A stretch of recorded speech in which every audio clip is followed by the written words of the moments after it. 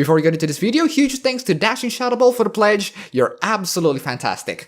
I was browsing through Twitter today and I just cannot believe for a goddamn second people fell for this. Look at this. Hashtag dump Star Wars. A couple of users unironically shared this picture as a credible source. This picture of all things. This is obviously coming from a breaking news generator. It's the same one I used in AVGN, except that one I use it as a joke. This one, people actually took it seriously, and that's where I'm beginning to concern myself with people's intelligence. You stupid! You must be a dim-witted narcissist! You're incompetent! You're a commoner! You're disgusting! Now, I don't want to overgeneralize, but most of the tweets that I found with this hashtag came from Trump supporters. Now, here's the thing, guys. I'm not criticizing all of these people on the mere act of boycotting the film. That's totally fine. I'm criticizing them based on their reasoning. If I ask people on why they don't want to watch Ghostbusters 2016 back before the film was released, generally people would say, yeah, the trailer sucked, the female recast is garbage, and I got insulted and called horrible misogynist by the creators for simply not liking the trailer. You're a sexist, egotistical, lying, hypocritical bigot. However, just look on the recent trailer for Star Wars Rogue One, and there's nothing political. There's your classical, simple Star Wars elements of Rebel versus Empire, and that's about as far as politics as you can get. Even children can understand that. Now, there are articles that discuss about the sexist backlash, and these backlashes are they're ridiculous. I'm gonna read it to you alongside this brilliant fan art that will make sure I don't turn insane as we get through this video. The backlash against Jyn Erso has thus far taken mainly two forms. The first, found mainly in YouTube comments on random Twitter accounts and scattered among comment section, is that having two Star Wars movies in a row with female protagonists is taking things too far, and is a clear sign of political correctness taking over Hollywood. First of all, these comments came from, as you say, YouTube comments and random Twitter accounts. Their merits are forever doomed based on that. Second, even if it came from a big YouTuber, whoever argues this is a little paranoid. What if I want to make a series starring the Batgirls and I want to air it on Netflix? You go, oh my god, political correctness ruining DC Comics, oh my god! Oh my god! No. If you want a concrete evidence or example of political correctness ruining DC, here's a segment from Deadman. They're non-binary, not a woman or a man, just awesome. Great, we have Tumblrism and DC Comics too. This is bad. Check this out. Green Arrow called himself a social justice warrior. Exceptionally. Or how about this marvelous gem from Wonder Woman? The lasso compels truth, but it can't stop mansplaining. Oh, well, where I'm from, that's called slavery. To all of these people, you need concrete, direct evidence to pinpoint and say, yeah, Tumblrism is infecting Star Wars Rogue One. Just because a story has female main characters or diverse cast doesn't mean that it's being infected by Tumblrism. By that logic, Kill Bill is infected with Tumblrism. It's a little paranoid to suggest that Star Wars Rogue One, the movie itself, is gonna be infested with Tumblr materials. You need a direct evidence, like I've shown to you previously. Now the thing is, most of these people arguing under this hashtag are arguing that they're doing a reshoot to add anti-Trump scenes calling him a racist. Absolutely disgusting. 2 words. Breath mints. Now doing a little digging reveals that while reshoots did happen to the point where the ending is also being reshot, no indications of any sorts of anti-Trump message. At this moment, I can call this unverified because the film is going to be released a week from now, and my country gets it 2 days early, so I'll be doing a review of that, especially after I reviewed episode 7, and I thought it was enjoyable, it was alright. Now, I don't believe that there are any Tumblrite elements in the movie, because there aren't any concrete evidence unless we actually see the movie. I don't want my viewers to become paranoid by the time they see a diverse cast or female protagonist and they'll go, oh my god, political correctness. Like, guys, calm down, okay? Not everything is a Tumblrite issue. With that being said, Lucasfilm President Kathleen Kennedy says she doesn't need to cater into the male Star Wars fans. What? What are you even... Go away. When criticism from a select group of fans at having a second female lead in a row, as Felicity Jones stars as Jyn Erso in Rogue One: A Star Wars Story next month, after Daisy Ridley starred as Rey in Star Wars: The Force Awakens started to hit, Kennedy paid it no mind. Wait, this doesn't like the title at all. I have a responsibility to the company that I work with. I don't feel that I have a responsibility to cater in some way to those particular fans. I would never just seize on saying, well, this is a franchise that appealed primarily to men for many, many years, and therefore I owe men something.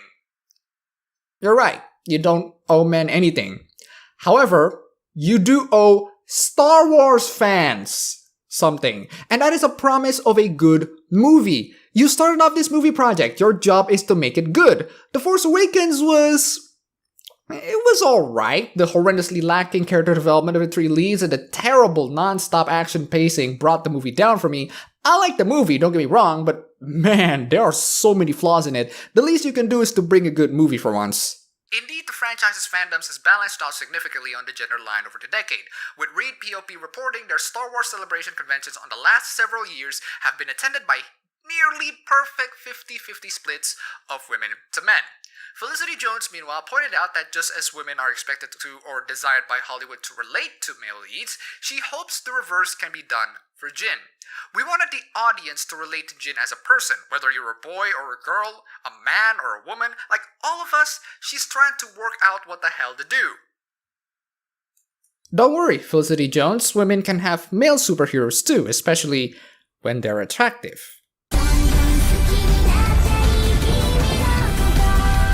Gaining representation in the Star Wars franchise at a faster rate, something all involved admitted was a problem in the early films. There are literally 2 female characters in the entirety of the original film, Star Wars Episode 4: A New Hope, and one is killed in the first act.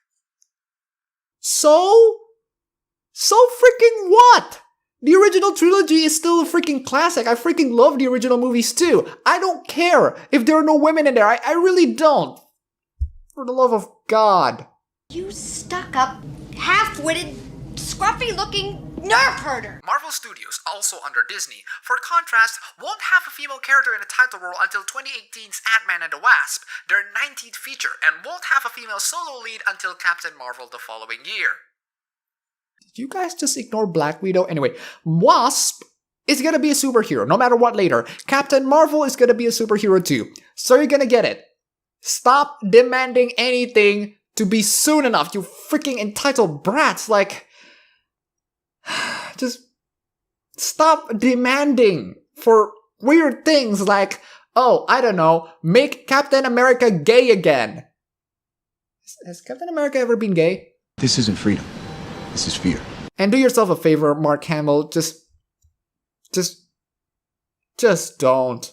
You are a sad, strange little man, and you have my pity. Likewise, characters of other races than Caucasian have begun to get the spotlight in Star Wars more frequently. The Force Awakens features a black male and Hispanic male lead alongside the female main character, and Rogue One's diverse crew includes a man of Pakistani descent, a black lead, 2 East Asian leads, a Hispanic man, all able to lend their points of view and represent their respective people alongside the white characters. Did these people just conveniently ignore Lando and Mace Windu? Like, I'm not a hardcore Star Wars guy. I don't know much about the characters in the universe, but I'm sure they have conveniently missed a couple of them just for their narrative. Just... Why don't you go home and fuck your mother some more? Journalism these days are in a conquest of rewriting history, ignoring characters that appear in the past movies so that it can fit with their political agenda. Now, the cast of Rogue One is definitely diverse, the female lead, the guy from Nightcrawler, Donnie freaking Yen. I want all of these characters to be awesome in their own ways in the movie, and I'm hoping that this movie is gonna be awesome and you not hire people based on arbitrary characteristics. Lucasfilm President Kathleen Kennedy committed to finding female Star Wars director. Pull over.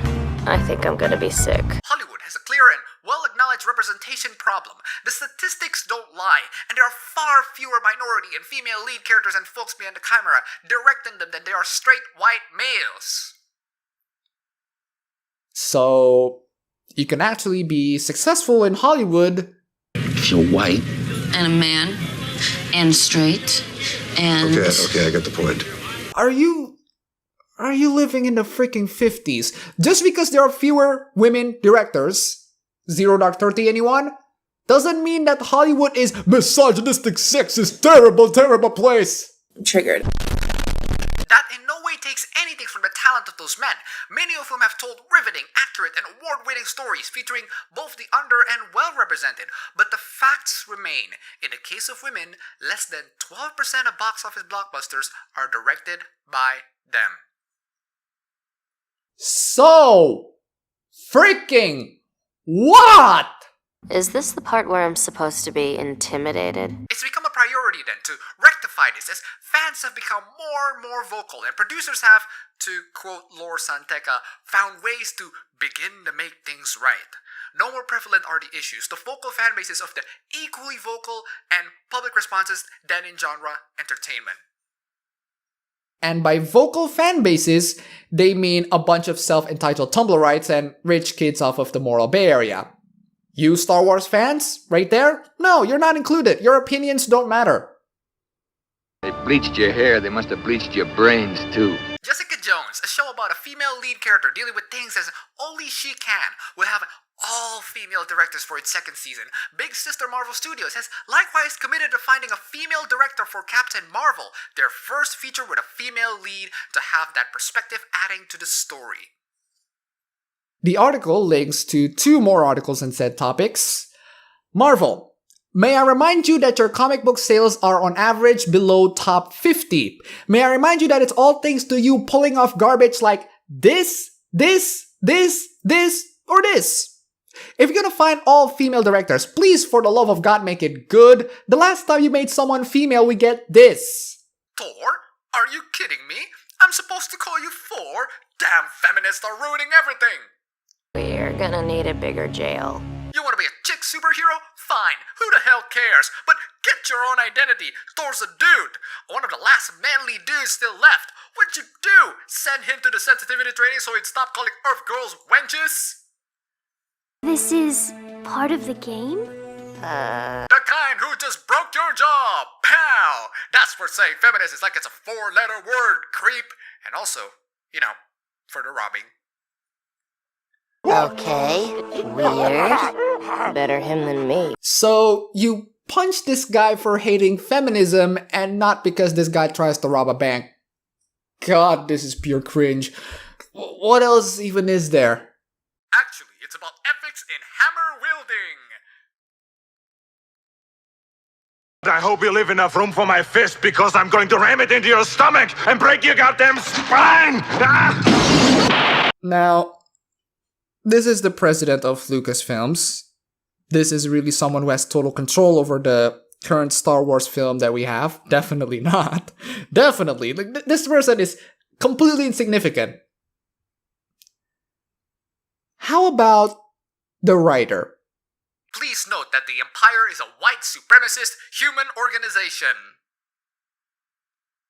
And they shall be white as snow, except you're all heathens. You thought that's the only one? Star Wars against hate. Spread it! Oh, it may be blue now, but soon it will be redder than Republican Texas. Yeah, it's basically the logo with a safety pin. For those of you who don't know what the safety pin meant, here, let me read it for you.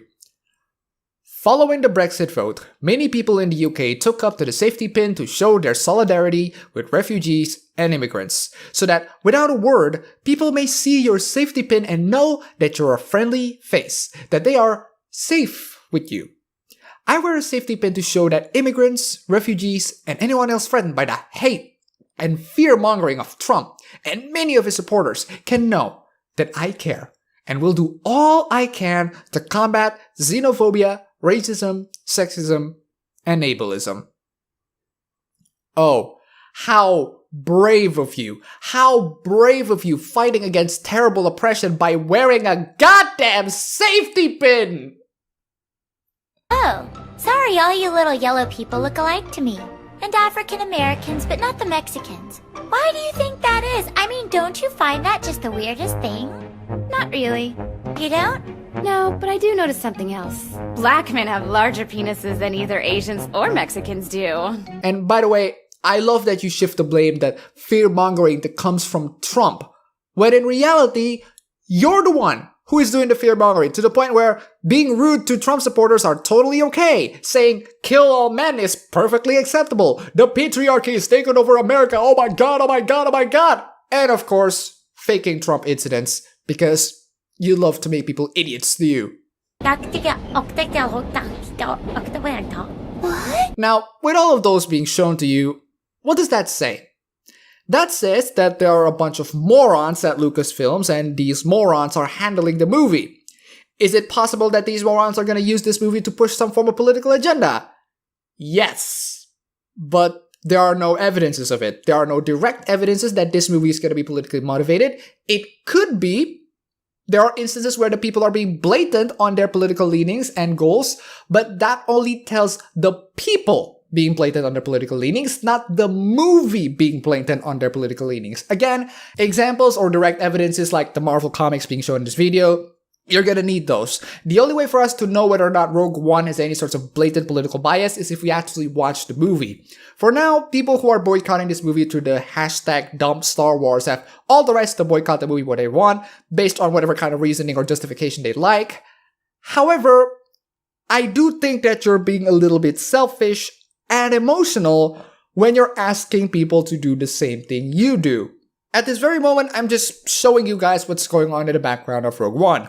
Whether or not you want to see the movie or not is entirely up to you. Me? I'll go see it. I like the last movie, even though it has tons and tons of flaws, so I'm gonna see it. But don't let me stop you from boycotting this, and if you really, really want to make an impact on this boycott, I'd say good luck on making an impact to one of the most anticipated movies of this year. That's all for the video today. If you like this, you can go ahead and click the like button and subscribe for more if you wish. You can support me on Patreon, and thanks for watching.